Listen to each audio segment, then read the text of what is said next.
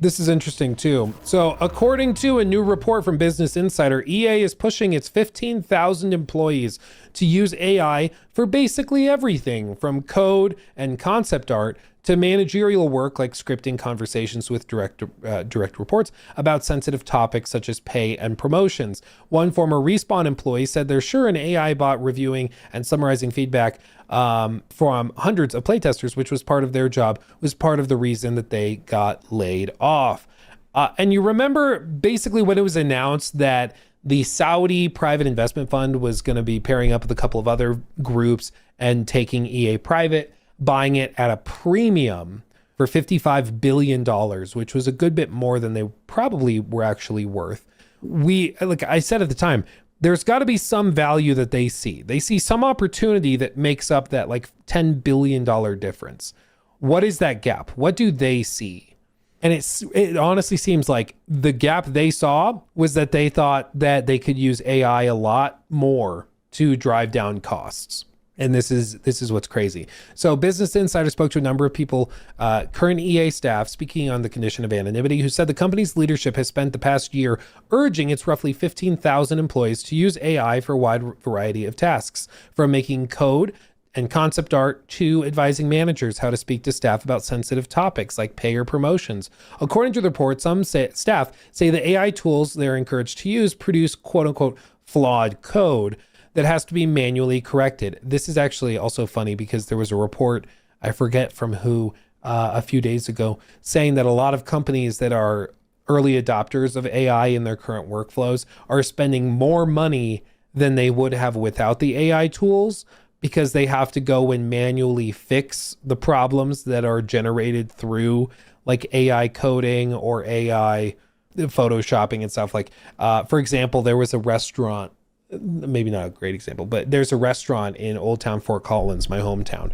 We went down there for dinner one day, and there was a restaurant in downtown, and they had a big poster on their window, and it was of this, like, I think it was supposed to be a hedgehog, and it was a restaurant for like breakfast, and it was a hedgehog that was supposed to be like making eggs and bacon and stuff, but it was clearly an AI generated image of a hedgehog. So it had like different numbers of fingers and toes. Its eyes like were going in slightly different directions. It also like blended from hedgehog into porcupine in some spots. It looked terrible. And like it's trying to make sausage and bacon and eggs and stuff, and none of it looks right. It was like 3-year-old AI image generation, but they had printed it on this massive poster and put it in the window of their business. Now they didn't care. They put it up and printed it, and I thought it looked terrible. But there are companies that will use stuff like that, and then they'll go back in and then they'll like manually Photoshop it to fix some of those problems. There were suggestions even that Disney was using it for promotional material for one of their Halloween events where they were using AI generated images of Mickey and everybody. But then they were going back in to Photoshop the hands and stuff because the fingers wouldn't match right and stuff like that. So there's been stories of companies that have to go in and fix the AI generated stuff because it's just not ready. It's not perfect yet, and it has certain telltale signs that AI has been used for it. Others on creative teams worry that because they're expected to train AI software by feeding it their own work, the demand for character artists and level designers will drastically fall. And this is something that we've actually seen. You remember that Microsoft laid off a bunch of people at King, which is the developer behind Candy Crush. Well, it was reported at the time that those layoffs hit that those same employees who were laid off had spent the previous few months building levels and training an AI tool on how to build levels for Candy Crush. And so they effectively just trained their replacement. Then they got fired, and that AI tool was going to be used to generate those levels after them. But for way, way cheaper. One former Respawn employee who worked in a senior QA role says he believes one of the reasons he was among 100 colleagues laid off this past spring is because AI was reviewing and summarizing feedback from playtesters, a job he usually did. So Previously, part of his job was to get 100 reports from players who tried something, and then he would go identify the patterns, connect the dots, and then go and do a presentation basically, and write up a report concluding what the common threads were. And now they can just have an AI do that in all of 20 seconds, and he's not needed anymore. And so they can cut him out, which this is why executives love this kind of thing. You know, they love the idea of it. And I think really, as far as I can tell, the main threat that AI has produced for people is for like middle managers, like the summarizing types, where their job is to go and collect information from the teams under them and then summarize it for their boss, who makes the real decision. Those are the people that I think are really, really in danger, like the middle manager types. And, you know, AI, I think it's not a creative thing. What was interesting was like the most refreshing, amazingly enough, the most refreshing take on AI stuff actually comes from the head of a multi-billion-dollar game development company also, and one of the more dystopian and greedy ones, Strauss Zelnick, the head of Take-Two Interactive, the guys behind GTA, but also the guys behind like Borderlands, NBA 2K, all of that. Like, he describes AI as a combination of metadata with a parlor trick. A great thing for business, but it's not creative and never will be, which he breaks it down in a really, really simple way. As you can see, what AI is the combination of big data sets with a bunch of compute within a natural LLM, a large language model. And by definition, a data set is what? Backwards looking. By definition, creativity is what? Forward looking. And to the extent that AI appears to be forward looking, it is what? A predictive model. Like, thank you. Yes, exactly. Like, predictive models do their jobs very well when they have enough clear data, but far less capable when they don't have as much to work with. AI seems so extraordinary now because it's, quote, a combination of metadata with a parlor trick. We're all going to get used to it, much like we did with Google. But like he said, it is by definition built with data sets and trained on stuff that's already been created.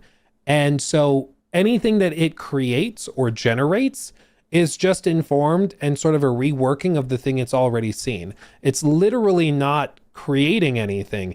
It's reworking and reforming things that have already been created. Which is why when we've seen these like AI games that you see people post on X about, they literally are just like a weird AI video of Red Dead mixed with Cyberpunk. Like, you can see exactly where it was generated and what the inspiration was and what it's taking from to inform this.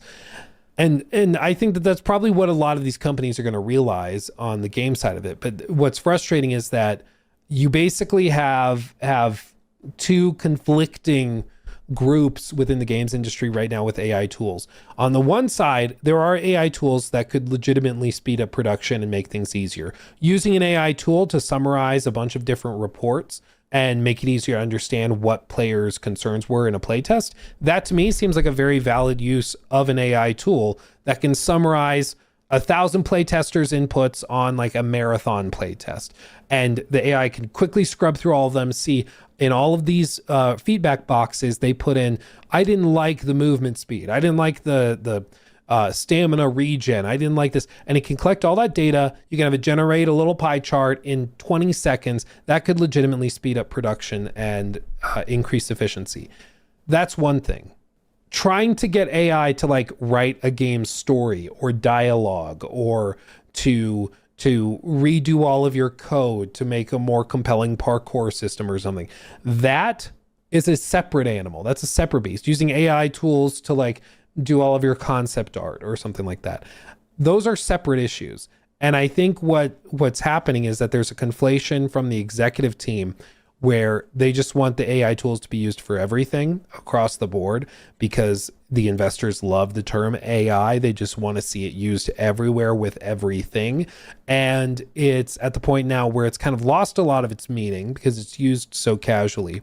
And it's just leading to a lot of frustration also with the devs, because the devs know as they're working on this that they're just building the very thing that's going to replace them. and that's, again, not a very safe or rewarding work environment. Business Insider also received internal documents that show some EA employees are expected to complete AI training courses, use AI tools daily to speed up their work rate, and treat generative AI like a quote unquote thought partner, asking it for advice on things like how to phrase questions when a promotion is denied. That's weird. As the article notes, EA stated in May, as part of its annual 10K Securities and Exchange Commission's filing, that while it was making more use of AI tools, it had acknowledged the dangers of these tools being used incorrectly. Quote, "We are integrating artificial intelligence tools and technologies into our business development process. The use of artificial intelligence might present social and ethical issues that, if not managed appropriately, may result in legal and reputational harm, cause consumers to lose confidence in our business and brands, and negatively impact our financial and operating results." A great example of this is, like, what happened with Marathon, where they had the decals copy and pasted from another artist's work, but it was copied into assets used in the game. Well, that's like literally all AI is for image generation, is that it just takes what other people did and then reworks it into something. Like, that's how this works. And so you can train the AI to like erase watermarks and to try and do stuff like that, which already is like ethically and also legally very, very questionable, but like still, and so this is just like a further example of that. It's what, at least one thing that they seem to be concerned about. And, they further discuss that majority, 52% of developers reported working at companies that utilize generative AI tools. July analysis by Totally Human found that the number of Steam games disclosing the use of generative AI has been increasing, with around 20% of all games released in 2025 to that point disclosing the use of AI on Steam. Given that this disclosure is voluntary, it's likely that the actual number is much higher. It's going to be used more and more and more. But we're only going to really see the results of it in probably the next like 2-3 years, is when we'll start to see a lot of these games that have been built from the ground up with a lot of these tools used from the ground up. It's a bit dystopian. I think that there will be a bit of a market correction that will come and hit at some point. But time will tell. Time will tell how this plays out.